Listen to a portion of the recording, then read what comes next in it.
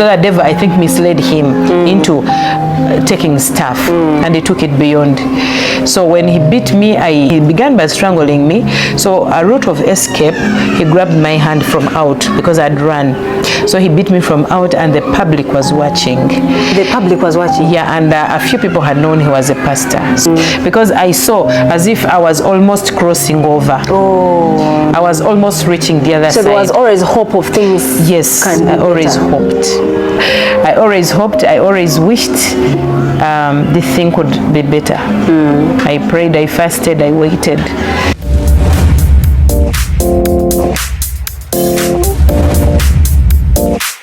What's up, you guys? Hey, beautiful, gorgeous, amazing people. Welcome to Dining with Heavens with me, Daisy, a channel where I host people with amazing stories of the doing of the Lord. Now, in this Women's Month, I'm honored to host women with amazing, powerful stories that show you that God is still in the business of doing miracles. With me, I have an amazing guest called Joana, who is here to bless us with her testimony.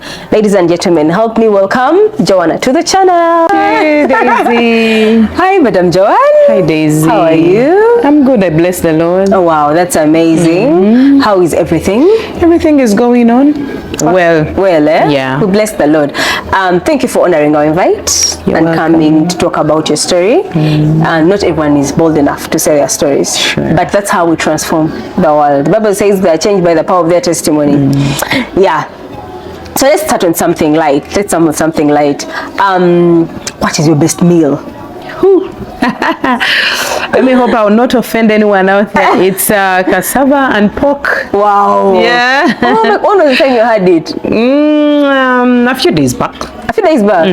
I love your life. If you just had your best meal recently, yeah, I love pork as well. There's pork with anything. We are eating pork. Spiced. Spiced. Okay, so you were once married, yes, and divorced and remarried. Yes. Let's start from the start. Let's begin from the beginning, from the genesis of all this. How did you meet your husband, your ex-husband? Okay, my ex-husband. Yeah, it was way back. I remember I was in Kampala because I'm born of Ginger. But after my senior 6, I had to go and look for life. Okay. Because Daddy had no more money. So I go to Kampala with no one's help. I begin by God Himself. So I joined ministry. I'm a worshiper, and the pastor spotted me. So I began there, you know, as a lonely girl, as below 18, but I had the vibe, I had the vigor, I had the energies, and I had confidence in the Lord. Yeah. So as I moved on with my life, that is where I met this man. I wasn't desperate because I was still young, but I'd gone through a phase of life because, you know, I had no parents by me, I had no relative by me.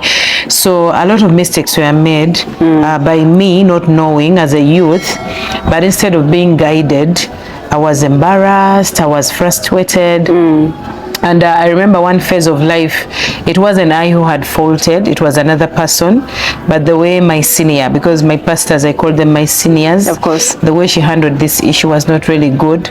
So I went into a suicidal life. I felt like nobody loved me. I felt like I was I was a good for nothing person. And yet the position that I was given was really good. And the Lord had helped me because it was in Kampala, in the heart of Kampala. And many people had come to ministry because of me, because of the way I led worship and other things. So that is how this person comes. He finds me in a junction. Were, after leaving home at 18, because you can't go further for education, you come to find life. Yes. And life was tough. Yeah. In a place where I was supposed to be safe. And I remember it was God and God alone. I was meant to backslide. So you remember in my first clip or shoot, for those who didn't see me, that was the first part of life I got when I was raped, and I got my first son, my firstborn, because life became very hard at church. I used to stay. This all happened in the premises of church? Yeah, in the premises of church. I'd gone to look for a job. And that is where I met this scenario. Thank God I kept the pregnancy, and my child is now 20. Wow. Yeah. Wow. He's doing good. So by that time, I was so disappointed in life again, because the place I thought would mother me turned into hell. Because I used to stay with my son at church. I was really humble. I came back to terms with God because I knew he was the only source of my everything. So this is how this man comes by. Okay. I didn't know him. I didn't know his parents, nor his people, nor his place of residence. He compensates me with his care, with time, because you know, being on the pulpit all the time, you know, that ministry where we were, it was active from Monday to Sunday. We had lunch hours in the evening. We had evening prayers, rehearsals, and other things. So you could not even get chance to look for a job. And majorly when they spot you out as a source of potential, they could retain you, maybe by those little pays, and as still a young girl. So this is how I met this guy. I was so beaten, I was so down, I was so drawn away, and all I thought was death. So that is how he comes. Okay. Just out of the congregation, because he was a congregant. He was a congregant? Yes. Oh, yes. wow. It was lunch hour. So one time he was like, hey, can we meet up? Can we talk? But I'd arranged my life very well. So we used to meet at church. Everyone saw us as friends. But in the long way, he got my contact. And that is how he opens up. He's like, you see. So I didn't give myself enough chance to know the no's that he was talking of. But then throughout the journey, I was with him for the 4 months. 4 months courtship. You courted for 4 months? Yeah. You just spoke to him for 4 months? Or less. Or less? Or less. Yeah. So in these 4 months, what did you know about him? I just knew him as a preacher man. So he used to come and preach at church? Not at our church. That is what he told me he was. Okay. So for the 3 and some days month, I saw him preach in a certain church, because they invited me to escort him. Oh, wow. Yeah, I saw him. I loved the way he did things, because being a church girl, I really loved people who had that love for church, love for ministry, not knowing that behind it people have character. Okay. People have hidden attitudes. Was there anything that attracted to him other than he loves God, he loves church? Yeah, he was was he like handsome? Yes. Did he excite you? Yes, it did. Wow. Yeah. His physique excited me, because I wasn't in love at the first sight, but I thought if he's asking for my hand in marriage, he can make a good daddy. Yeah. Wow. Yeah. Okay. So 4 months he asks you? Yeah, he asked for my hand in marriage. I didn't have enough time to know of him, because he used to come at our church just a few moments in time. I was very busy at church. So when he does that, my pastor calls me, because pastor heard about it. And I go to my pastor, she tells me that is not your husband. And she tells me, quit everything now.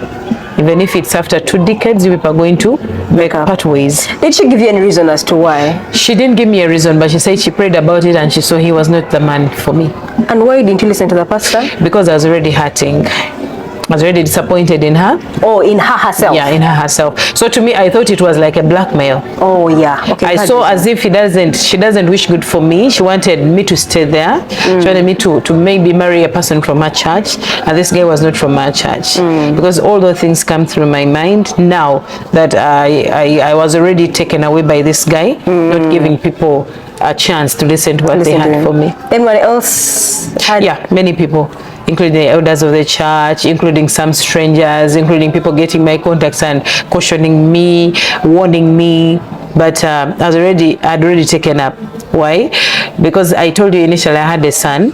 So he gave the love that I thought the rapist would have had for his son, this guy gave to the son. So this guy filled so many pockets in your life. Yes. He loved your son. Yes. He gave you attention. Mostly my son. Other things I didn't mind. You didn't mind? Okay. You refuse the woman of God's advice? Yeah. We marry. I did, so we marry. Now, there's those things that I didn't take to be Tell us about the function.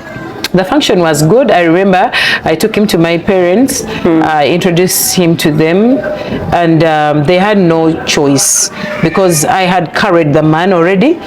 they saw the man for the first time, but I told them we have already made plans. We want to come for mini visit, introduction and wedding.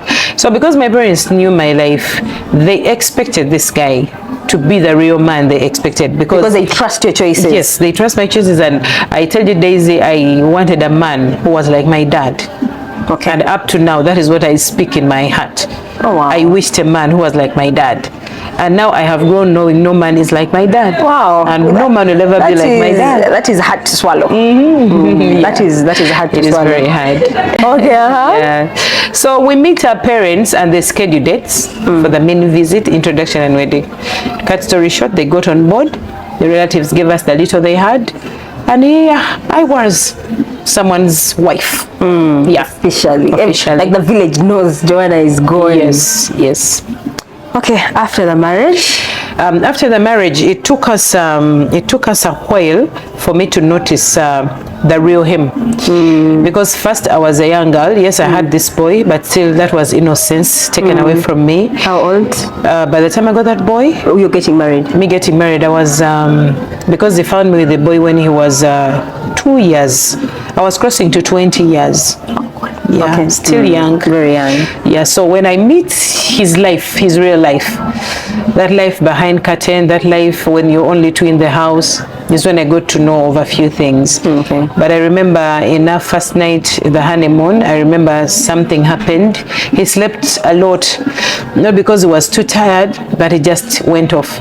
And it brought me to inquiring what had happened, because it was my first time seeing a human being sleep that much. What do you mean sleeping a lot? Like from what time? Because we know after wedding night, We dismissed everyone because I went to the room and I left him dismissing people plus relatives, and those people had some demands, some few demands on us.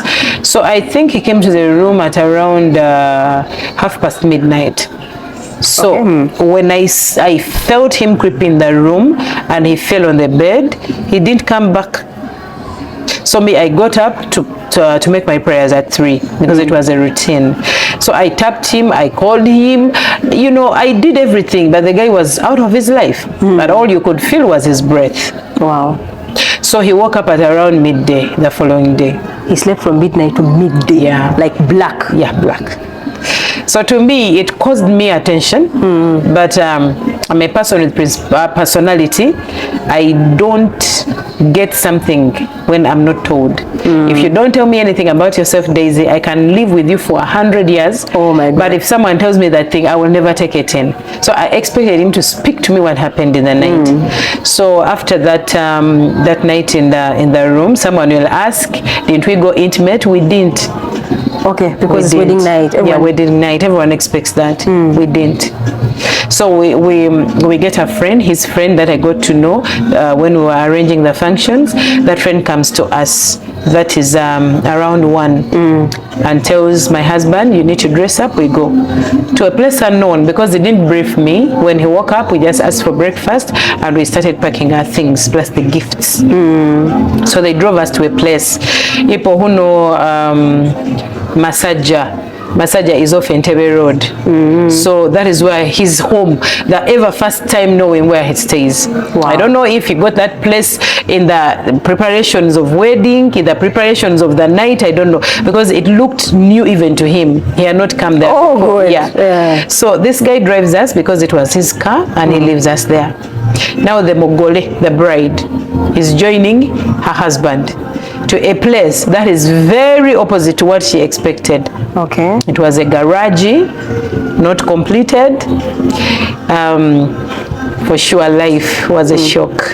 Okay. So that was my second step of inquiring who this man is. Yeah, wow. There was no bed, there was no mattress, there was nothing. The only thing we had were the gifts and the little suitcase he brought on my introduction, as you know, tradition, and plus his bag. So he's like, let me come, please sit, I'm coming. Sit where? You have to look for where to sit. It was not cemented, it was dusty, it was dirty. I think the landlord was using it for her store. Wow. So in an hour's time, this guy comes back with an old mattress, a very small old mattress.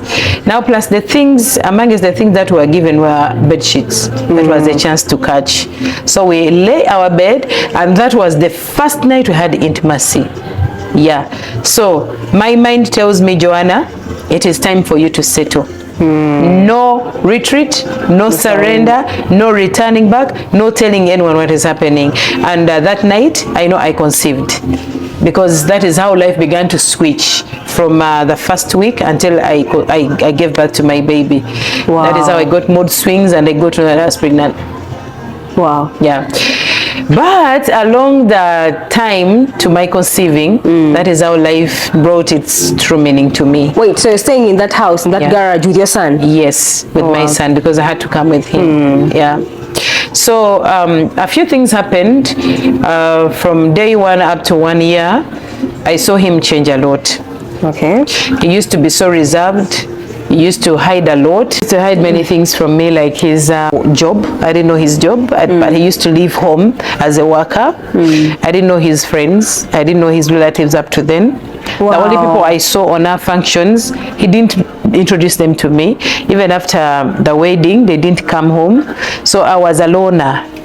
I was a loner with my son, and his habits changed. Because like you're asking someone a little thing and someone backs at you, someone shouts at you, and someone tells you, don't you interact with the neighbors. So I'm like, okay. And now that is how I draw this picture. I'm like, now it is time to face it rough. With the person I have not known, with the person I have not been given chance to understand him more and more. Now I'm pregnant. Within me, I knew I could not go back to my parents' house when I'm pregnant. So after the first year, we bring our daughter, a very special girl to us, and life was tough, because even having what to eat was hard, yet you're pregnant. Having the desire of your heart when you're craving, it was hard. And I'll make you meet Joyce one day. When you see her, she's too healthy, because the only thing that we could afford, my husband could afford, was posho and silverfish. Wow. Because wherever he could go, I don't know who gave him that, because he told me after. He didn't have a job, but he just wanted to like be away from me, to prove that he had a job. So maybe begging and asking from other people. I don't know which people they could afford that. So I ate that throughout. Oh, wow. Yes. Yeah. So her change of character. Yeah, you say his character changed for the bad, right? For the bad. Give us scenarios. Yeah, scenarios happened. That is, I'm crossing to my second year. He began being violent. Okay. Violent, backing at you, backing at your son. He became irresponsible. Even at a mention of the smallest of a thing, he could not improvise. He became too demandful, because there are other things that I cannot mention to married people, but I know they know, and they're going through things. I remember one time I was shocked when he didn't want to have sex with me through the Rio channel and wanted to do it the other way as a homosexual. Oh my. And I so much got shocked. So that is the day I was washing his shirts, and I opened his pocket. I found drugs in his pocket. So it being I'm too reserved and confident, I never mentioned. So I hid them somewhere, because he had forbidden me from even associating with the neighbors. But it clicked me very hard. I was like, who is this kind of man? Wait, you knew drugs? How they look like? Yeah, the smell. You knew about the smell, yeah. So you're like, these are drugs? Yeah, because it has a smell of a cigarette, but this one was very strong. It could hit you also. Okay. So it recurred, and I used to meet even pipes. He had rolled them, because someone was telling me those that are made by that person who takes them are very stronger than the ones they sell in shops. So I adopted to what was happening. Wow. So one time, I remember the first time he beat me, I had interacted with a neighbor, and I had conceived not knowing, for the second child. So I had interacted with a neighbor, of which she knew why I was talking to this girl, because she was also a young girl like me, who had given birth to 2 kids with an early age, at an early age. So that night he beat me almost to death. Wow. As I was coming back from talking to this girl, of which she knew what was going on between me and the girl, because I had an issue we're just connecting with and two.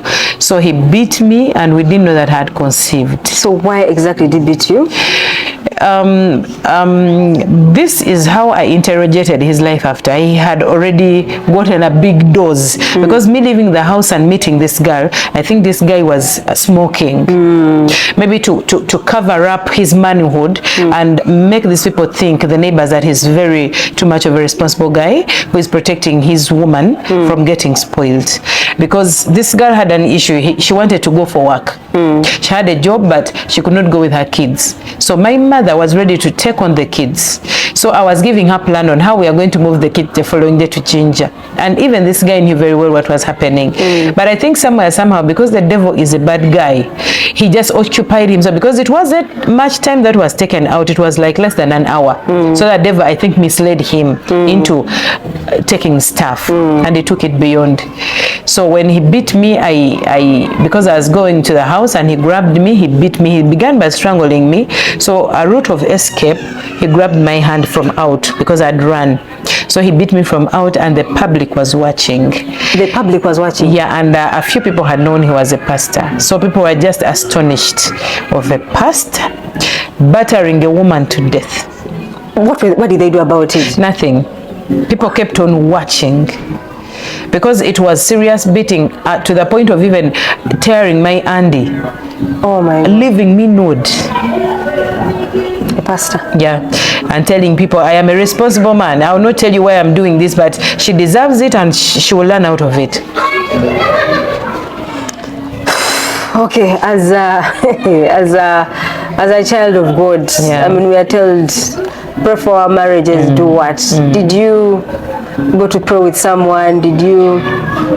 Since I was taken from community, like I was taken away from community, I could not talk to anyone. I prayed about it. First of all, I'm a strong girl.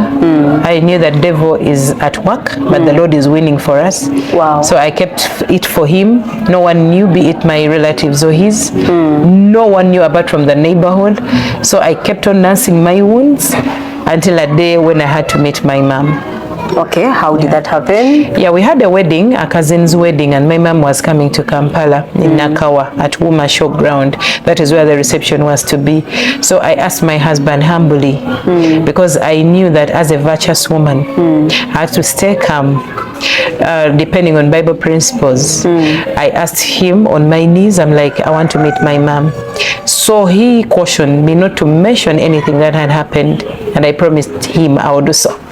So I met my mom. Before talking to my mom noticed. And that was when I was crossing to the 2.5 in my marriage years. My mom said, Joanna, I know something happened, but you need to come home.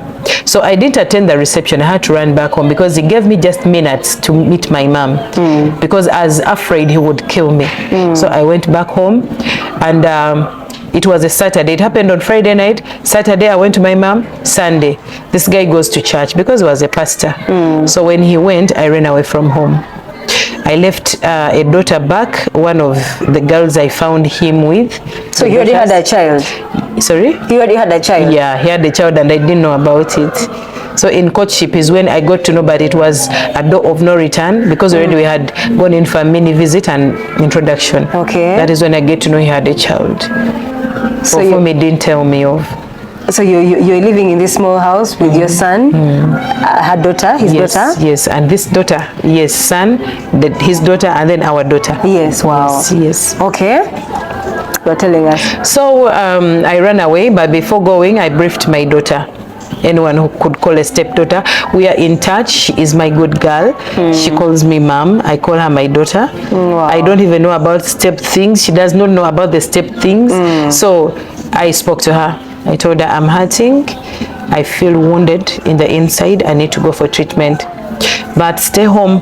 When daddy comes, tell him mommy has gone to her parents' house to get medication, treatment. So I ran away with this child and the boy, and we come to Ginger. Okay. Yeah, so that is when I told my parents what happened, and they kept me for 2 weeks under serious treatment. It was serious. So through the treatment, I'd not noticed that I had conceived. And even to him, he didn't know I had conceived.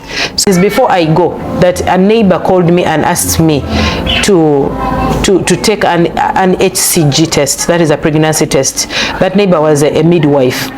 She said I had the story, but on the way you're acting, because me before going home, this guy tried to get me medication from a nearby pharmacy. So this lady was like, I call you in privacy so that you know you might be pregnant. On the way I'm seeing you react to medication. So the lady took the test and it was pregnant. So when I go home, my mama was like, you don't look good, besides you being beaten, but something might be wrong. So you went home to get treatment for the beating? Yeah, for the beating. Having the knowledge that I had conceived, because the midwife had told me, but I wasn't yet sure. So my mom takes me to another place and it's where I had conceived. So because of the beating, I had begun to lose my sense, because he beat me very much. He stepped on my head, he stepped on the stomach, he tore everything that was on my body, and it was cold in the night. So I think I got some infection somewhere. I wasn't okay, honestly. Mentally, I wasn't okay. Spiritually, physically, speak of anything. So my mom sat me down for a while, though I didn't pick anything from what she told me because I was sick. And then a time came, it was after a month or so. As a Bible woman, I ran away from my parents' house and went back to my marriage. To your marriage? Yes. He didn't pick you? He didn't. And even to the moments that he used to beat me again, he used to say, I'm not the one who always comes for you, it's you who comes back. Oh my God. Yeah, he never came for me. And you believed it was the devil? For him beating me? No, the devil fighting your marriage. Yes, exactly. Exactly. And even the devil was even my mom. I even included my mom to be a devil. Because I used to say, well, why doesn't my mom allow me just stay in that fire? Meaning she's still with my dad for these decades. Has the marriage been smooth? Meaning they also go through hurdles that they don't tell her. So I took her as my enemy, and she knows that. Wow. Yeah, so I went back to my husband and I shut the world behind me. I said, Mommy will not know, no one will not know, let me go on with my life. Wow. So here we are again. What this man did, the pastor, he became worse.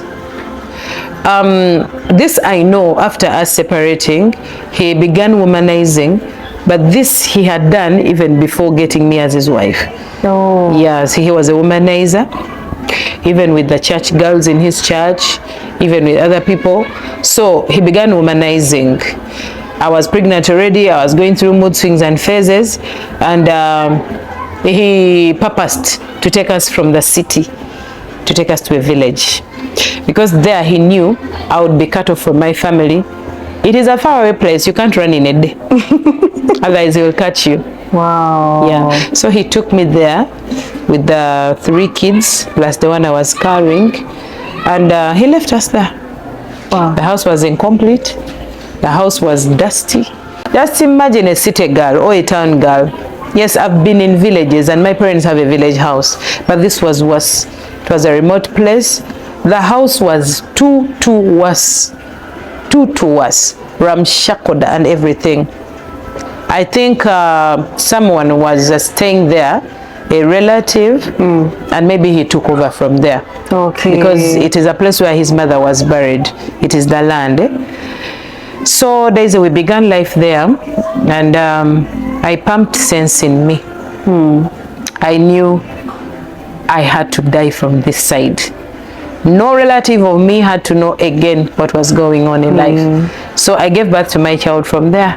Thank God, God watches over us. Because the midwife asked of 20,000 shillings. Just imagine. The kids of now, they are born at a price. Mine, just 20. It means it's a village. I thank God he was not there, because he was never home. He was in Kampala. He used to live in Kampala. I don't know with other women. I don't know what he was doing there. Honestly, I can't sketch for you his life. But he used to come once in a while. So in the village, I had an in-law, his little brother, that I used to stay with. And he was so loyal to me. He was so dear. We used to work together.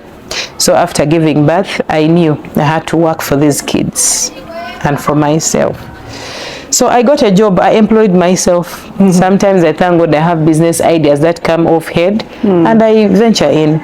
So I began making chapati in a trading center. Little did I know it was draining me.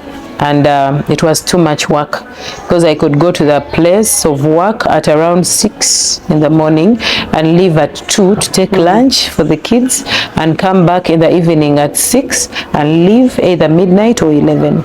Wow. That was my life. Every day. Every day.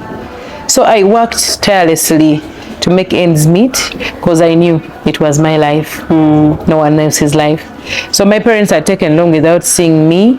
They used to call. Network was not easy to catch, but I kept on. The little moment I could talk to them, I could encourage them, I'm okay, and they know me for that. Even when I'm suffering to the last of my life, I'll tell someone I'm okay. You have high tolerance level. You know. So did you find a life there? I didn't find a life, but what I found was space, because he was no longer in the house. He was away. So I got breath to breathe. At least I could handle me. I could handle my wounds. I could handle my regrets. I could handle my disappointments. I met new people, I met new cultures, because those people mostly are from the West. I saw how they do things. I devoted to putting my life in a new land of unknown, because I wasn't known. I didn't know them, so I fixed myself easily. And I joined the church, I joined ministry, so I coped up easily. I worked tirelessly for the church and for me and my kids. Okay. So a time came, and he came back. He said, I feel the Lord is telling me we should help the church in the village. So he joined the church where I was. And then one time, as you know, marrieds, I don't know what happened at home. I think I didn't finish up something I was meant to do before coming to church. So he shouted at me, and then someone was watching him. So that is how those people from the church get to know I've been going through a tough life, but I've been covering up. So the pastor's wife called me and was like, I'm telling you, you're going to die. And this place here is almost a desert. Someone can do something to you and they'll just find your dead body. So the woman was like, where did you come from? That was the first time after years. I think I was crossing to 2 or 3 years. This pastor to talk to me, or the pastor's wife to talk to me about my life. Wow. But they saw a perfect woman. They saw a hardworking woman. So this woman was like, tell us, okay, talk to me. I will not disclose, I will not tell anyone, I will find out ways. So after me telling her a few things, she advised me to run away. She advised me to run away, but I couldn't take it. Because I saw as if I was almost crossing over. I was almost reaching the other side. So there was always hope of things. Yes, I always hoped.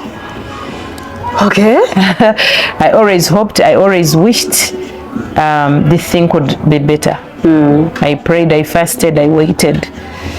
So it was one time we lost an uncle in Ginger. I had to come for burial because he was a dear one of me. That is when I got an eye-opener. That I am wasting my time. I met someone in the old taxi who saw how I was looking, and she got so disappointed. That person was like, is it you, the town girl? Is it you, the city worshipper? This is how you paid us back? After the warnings, look at yourself. Oh my God. You look like an old village woman. You look like a disappointed woman. Daisy, I had never known that. This is the time that I got the scales fall off my eyes. And I said, Joanna, now I'm crossing to almost 6 years there. 5, 6 years.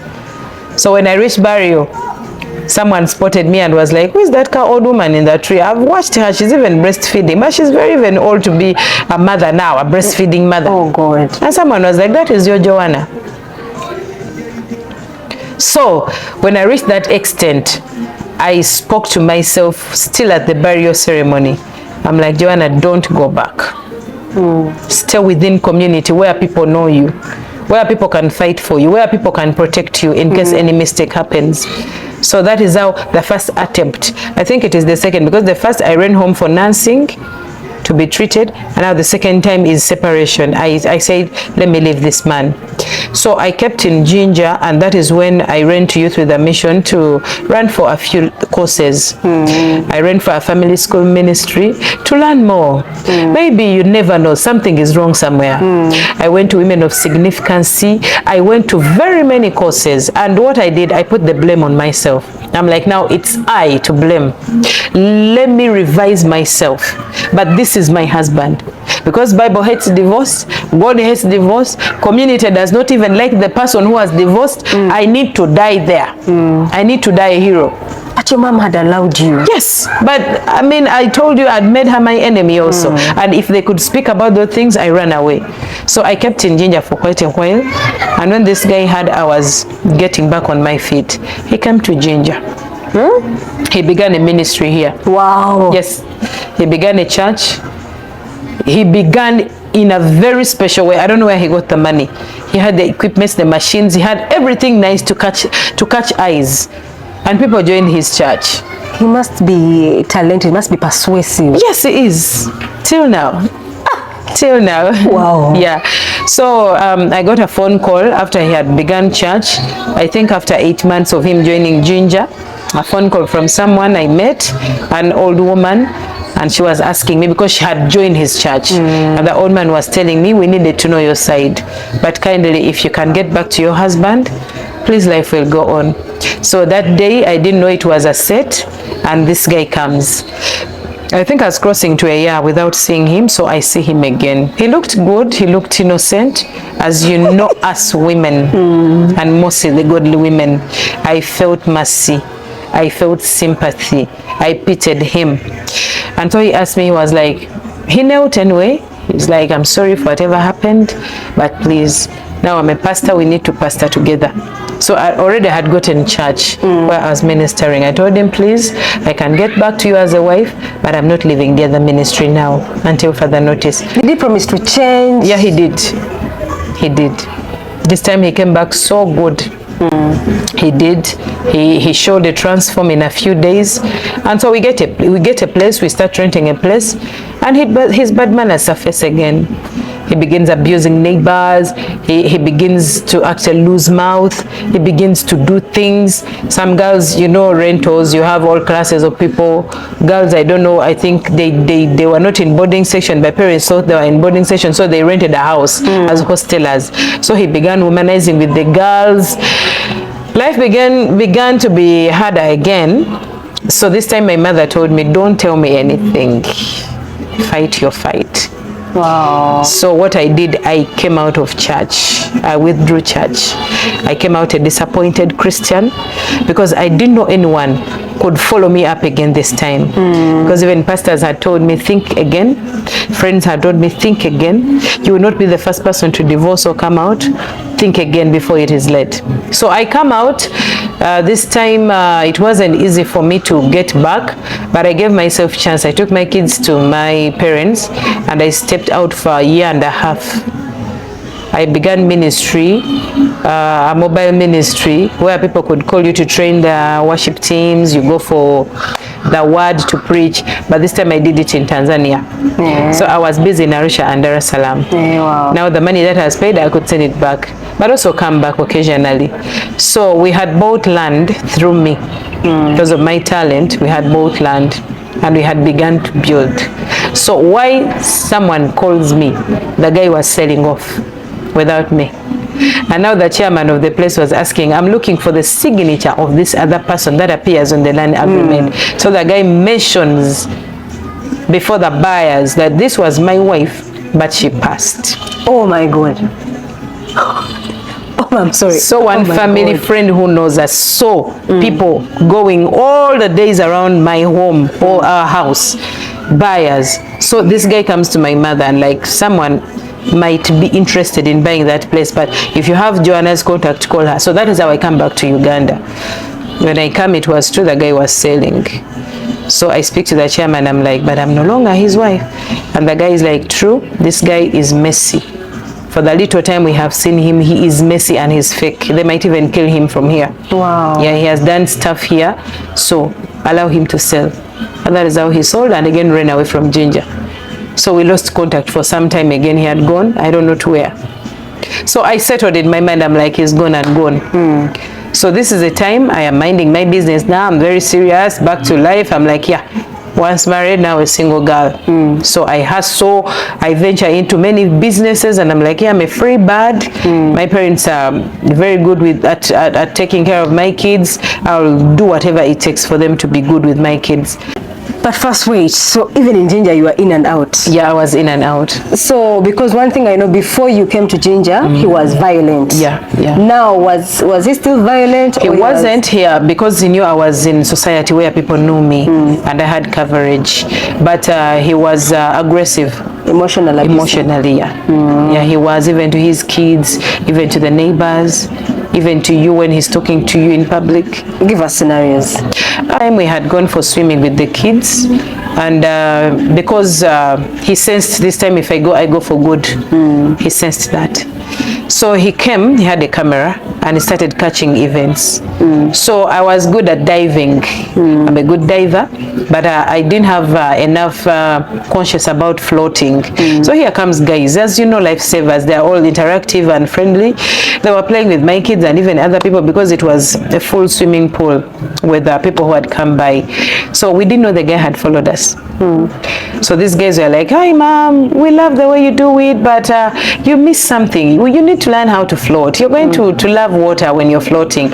So to cut story short, these guys begin training me how to float. So one guy holds my tummy, another holds my back, and the guy is watching. So one of the kids was still swimming and is like, hey mom, have you seen dad? And the girls had grown and are now beginning to know the hard life I'm going through. The guy's like, you're dead. Mom, this time you're dead. Oh my God. So I told them to get out of the water. We dressed and we began moving. So because of the little money we had to move from the swimming pool area to the taxi. So we moved with this guy abusing and threatening. Can you imagine a person reaching the police station and he's even not afraid of saying, I'll murder you one time? And the police guy is watching you seriously. The guy just nods his head, shakes his head, and is like, Inja kwetira, one time I'll murder you. You know, you're a prostitute. You've been hanging out with these boys. That is why you're never in your house. You're always finding reasons to run away. You come back, you feel bad about you going, and again you come back, you leave. Up to the taxi. So I got knowledge in me. I'm like, let me call my mom because this guy might mess up everything. I told mommy, please wait for us from a stop. Because once we come out, this guy might just get over my skin. So my mom waited for us, and as we were leaving the taxi, the guy was also in the taxi. He said to my mom, take your daughter, leave my kids. Actually, the statement was like, take your daughter, leave your grandkids. That is how we parted. But after a while, I had to take my kids away from him because the kids were complaining a lot. They could get phones from neighbors and tell you, Daddy is harsh, Daddy is rude, Daddy beats us, Dad does this, Daddy does not come back home. Yesterday he didn't come back, today he has not come back, those things. So I had to fight and bring them home. So after that, I got a deal to go and decorate way back in the village. It is also a remote place, but I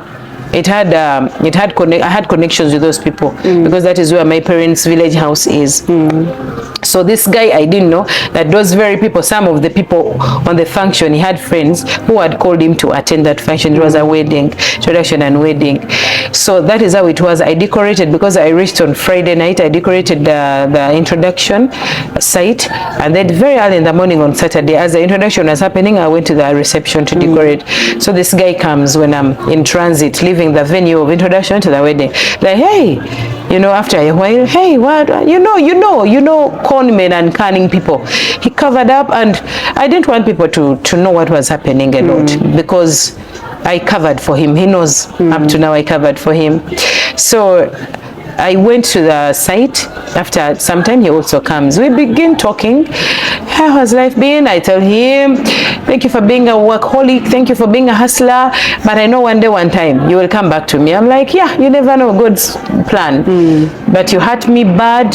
You wounded me bad. And it's like, yes, I know. I take everything on myself. I know. But I've grown into another person. I've nurtured myself very well and those things. So it comes tonight and people have left reception. I have to undo the decoration, as you know. That deco that was before this one, I had to take away the swags, the what. And the guy is like, you know what? I'm not going back this night. I'm going to stay over. So I ask, where? He's like, in your parents' house. I'm like, you know what? I'm going to leave you that house, and then I sleep at the neighbors, because a few or many people knew we had separated. Now, how about in the morning seeing us coming out of my parents' house? Will they know will they believe in what I would tell them, that nothing happened? You know, it was just a coincidence. Yes, so the guy insisted, and he told this guy who had rode him to that place about a bike, to leave him with the bike. He will pay him off. So the guy left me. I was undoing stuff, taking off swags, this and this and this. Much work was there. So I had him call me outside, and he's like, can you help me? I'm like, how? Help me just carry this bike and we put it inside, because I want to sleep. So I told him, but truth is, I'm not going to stay here. Let me scrub my feet and go to the neighbors. I didn't know the guy had already smoked to silly. He had already drunk to silly. So that is how it happened. The guy strangled me. The guy beat me. It was serious beating. But the words I could echo or re-echo in me were like, we will lose you. I will not allow my eyes watch you marry another man. I know I am bad. I know I am terrible. I know I am too worse. But I can't handle it, you going in to another man's house. So he beat me. Now, as I shouted and yelled, I didn't know that God was amplifying my sound. So after me feeling lifeless, honestly, Daisy, I felt life was going. And what hurt me bad, that is the place where we bury. That is our graveyard. So I was telling him, you have helped my parents not to waste much money on transport. Oh God. As my life was going, he was busy strangling and choking me. He was busy beating and boxing. So I had people bang the door and open it. They're like, you're killing our daughter. You're killing the daughter of the land. How could this happen? We have had these things all along, but we were not believing you do these things to this woman. She has been strong. She has stood the test of time. But how dare you come and kill her before her parents' house? How? So those are the voices that I lastly had. And I blacked a little. Wow. So they made a phone call to my daddy, and the guy had already gone. So he ran far away to a place I can't mention. And I took many, many years without seeing and hearing from him, because he had gone. So it took me many days in coma. Wow. Even my kids this time got affected a lot. They can't forget that day. I could not talk, I could not sit, I could not open my eyes for 4 days. For 4 days. Oh my God. Yes. Okay, after this? Yes, so after that, my elder sister, may her soul rest in peace, she just passed off recent. She always came and encouraged me. She told me, sister, it's not the end of life. Oh. What you need to do is pick up yourself. I am taking you for ministry. But I had hated church. I had hated preacher men. I had hated everything about marriage. I loved my father so much, but I already thought my mother hid something about her life in marriage. Because I shifted my father from the good picture I had initially of him, and I said, maybe my mama covers for him. So I felt betrayed. I felt denied. I felt I wasn't good for a living creature. The suicidal attempts came back. I felt like taking my life again. But because I had a big deal with my kids, I thought of, I first take these kids' life away, then my next. Wow. So because I used to take them for swimming, I used to think of the bridge. I wanted to take them to the bridge and throw them there. Then I go next. Because one thing you should know about this guy, he wasn't giving up on me. What he wanted was to end my life. He didn't want me anywhere. At least, if not in his house, then nowhere else. Or else he ends my life. So from there, I moved a month, 2, 3. I began picking again with the help of my sister, pastors, and other friends. People used to come to my parents' house. I began ministering again. So I gave myself a chance. I joined a ministry. My sister was a pastor, but I didn't go to her church. I used to worship in conferences. I used to go to places where I'm invited, and my life kick-started again. Yeah. So me, I developed, I don't know, a spirit, but it came over me like whenever I could think of whatever I've gone through, I could see death, dream death, plan for death in any way. Even when we're in happy moods, even when in happy moments, the other thing, I'm like, if I am alone, I'm dead. Wow. So I just got a suicide mission. I said, let me go abroad, and that is Arab Emirates. I die there. Because by the time I went, that was 2014, many maids died in that year. So 2014, as I was preparing and my visa had come, I got up for prayers and I looked at my kids and my heart sank. So when they called me in the morning that I come with your things, you're going to train, after training you just go, I changed my plan. I'm like, no, I'm scared, because I looked at my kids. But after 2014, 2015, 16, 17, 2018, I remade up my mind. I said, no, let me go. This time what I wanted is death, because if not in his home, it is death. So I said, let me go to an attempted death, because if I go there, like we see the clips, they die on a daily, I'll die. And when I left Uganda, I left with a note that if I come back dead, I'll be a hero, because they will tell my kids this story. And that is how I left 2018. I went to Jordan as a housemaid. It wasn't easy, Daisy. It was a bad experience. So terrible. To the extent of losing my health, because I got a back problem. It was a bad experience. I began losing my weight every day. If you saw the other Joana who came on the airport 2019 crossing to 2020, you will not believe it's me. Okay. Yeah, so I tried a little. I tried to pay for my kids' fees. They got a better life in the time I was there with my parents. So before going, amongst the few voices that came to me, there was this voice. I was ministering, as I told you, that I picked up again through my sister's effort. That is one pastor who comes to me and tells me, my sister, we know whatever is going on. We thank you for being strong, but please think about your life.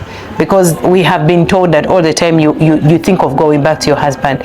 So that is the first time I met this guy. He looked so soft, he looked so good, he looked so caring, he looked so comforting, because I had pastors on board, but this one went deeper on knowing who I am and what I was going through by that time. So when I went to work in Jordan, he followed me up on Facebook. Okay. And that is how I asked him, how did you get my address? He's like, someone just told me which names you use on Facebook. So I gave him my WhatsApp number, because it was from the other place. That is how we began talking. However hard the situation was, he was always in my inbox. I thank God for him, because that time I needed a friend, a dear friend, where my parents weren't, where my children were not, where my people I trusted were not. He was there. On a daily, I found an encouraging message. So after almost a year of going through the trauma, because you're working with a wounded soul, you're working under pressure, you're working but not knowing, not believing whether tomorrow you're going to leave. He spoke in my life. So one time, and I've told this to people, I initiated, after me knowing him, I mean, his charisma, knowing about the moves we have moved with him for the few months I met him, I found a dad in him. There is a dialogue I had with him one day at a time, and it pushed me to knowing he can be a father to my life. So when he went through that phase of fathering me, and I knew that he was single, I asked him myself. I told him, how about if we became partners? He was shocked. He could not believe his ears. Of course, as men, he would have initiated because he had it. But I fastened, I quickened the process. So that is how we became. There's no shame to that. There is no shame to that. Thank you. Yes. So we became friends from a distance. We opened up. We disclosed. I told him my weaknesses. I told him my strength. He did the same. And then I told him the much time I was to spend on the chair. Because I had given myself chance for 5 years in case I'm to leave. Though I'm suicidal, though I'm depressed, though I'm disappointed, Still had hope. that carried hope in me, and for the kids, because as mommy I was daddy. So I fell sick. No one knew about me in the family, be it my parents, and even the way changes were. he knew. So I told him, I feel I cannot make it here. So he's like, what do we do? And he purposed to bring me home. Wow. Because I had sent all my money, they had spent it away. I had no money for my ticket. So because I was very sick, and even my bosses knew I was sick, they contributed a half on my ticket, and they contributed a half. So that is how I come home. I'm meeting the person for the second time, the person who loves me, the person who feels I should smile every day, the person who feels it's okay, even if I am I've been once married. So now the big deal is how to get a divorce letter, signature from this ruthless man. It was a process. Had he been married before? Who? This ex? Yes. Yeah. No. This one. Yes, he was a divorcee. And for him, it was his ex-wife who initiated. So he had walked a single life, and he had worked it out. So he was free now. He had a free space for any other woman. So you understood each other on so many levels. Yeah, we did. We did, but I had a scare somewhere. I had a fear.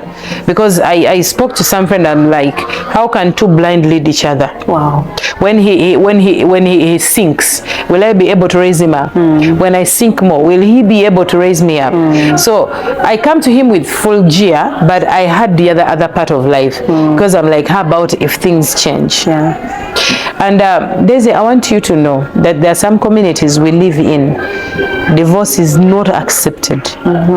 Separation is not accepted. You will not tell anyone you were beaten to the point of death. You'd rather die. You'd rather die. Yeah. We will give speeches how you tried. So I'm coming back to a community that I've grown in from. I've ministered, I've stood all the days of my life. They have known whatever has happened, and even amongst them are those people that have made mentions like, there is another chance out there.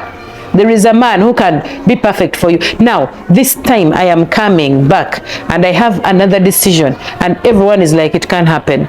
Wow. God cannot even allow that to happen. To get married again? Yes.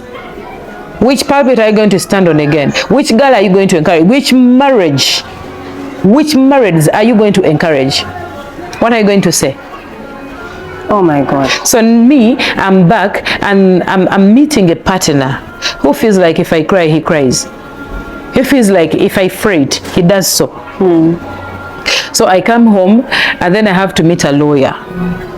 I go through the process and the lawyer asks me many questions. Amongst the questions he asks, when you are in that marriage, do you have anything you fight for?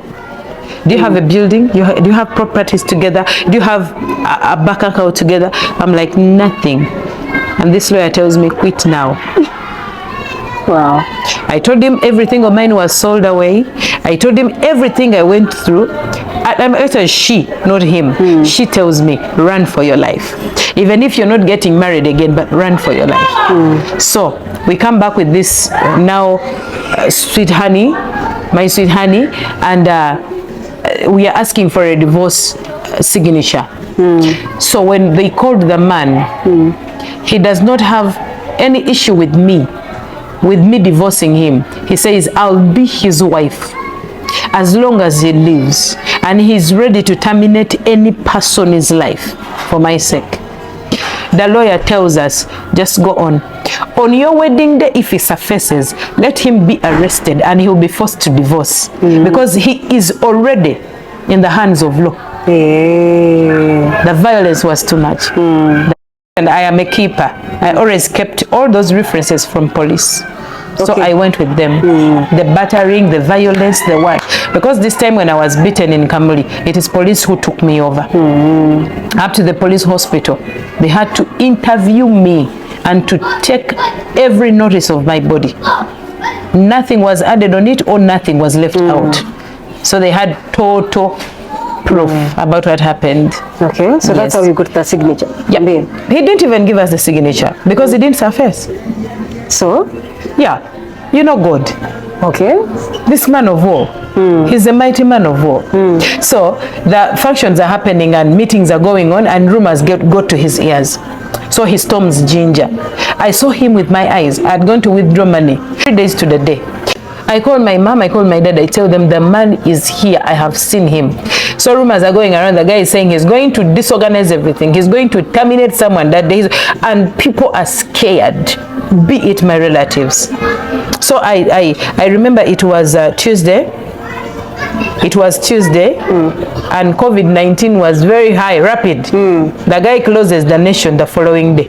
This guy had gone back to Kampala, I don't know, to make plans and terminate lives, to make life, and he was blocked from there. This was the lockdown that nobody was meant to cross a border.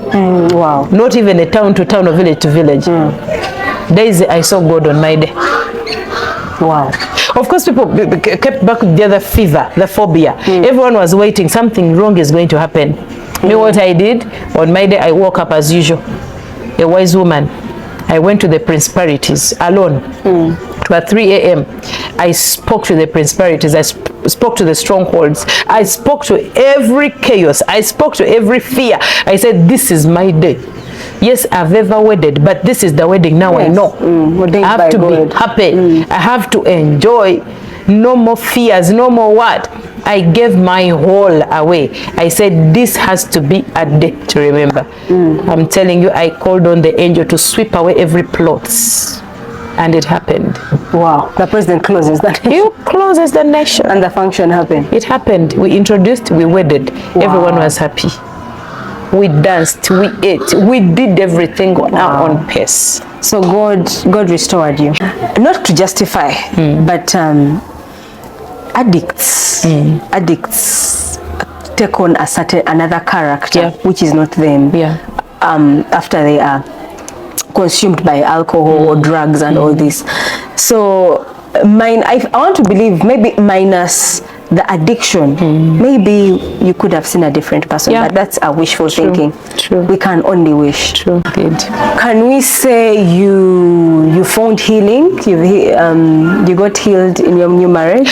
You know, when you're too ill, you don't heal instantly. Yes, healing is not linear. You can even take your medicine and still complain, this doctor, he didn't get the tests very well. But I want to trust the process. I am better than the other time. Wow. So let's say you're healing. Yes. You're healing. Yes. That is an honest answer. Yes, I am. Can you say your husband brought everything beautiful together? His man, his son of man.